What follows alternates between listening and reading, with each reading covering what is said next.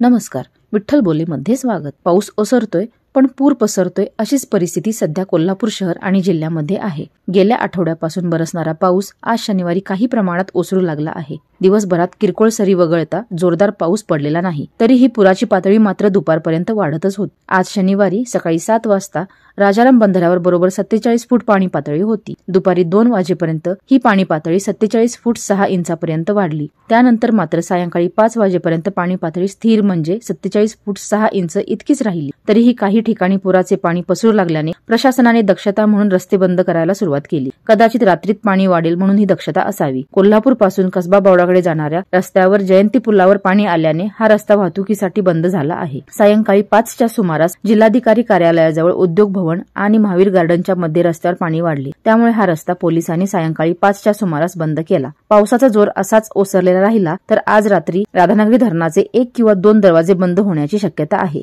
त्यामुळे रविवारी सकाळपासूनच कोल्हापुरातील पूर ओसरू शकतो आणि नागरिकांना दिलासा मिळू शकतो असे चित्र आहे। धन्यवाद। असेच नवनवीन विषय ऐकण्यासाठी लाईक, सबस्क्राईब आणि बेल आयकॉन वरती क्लिक करा।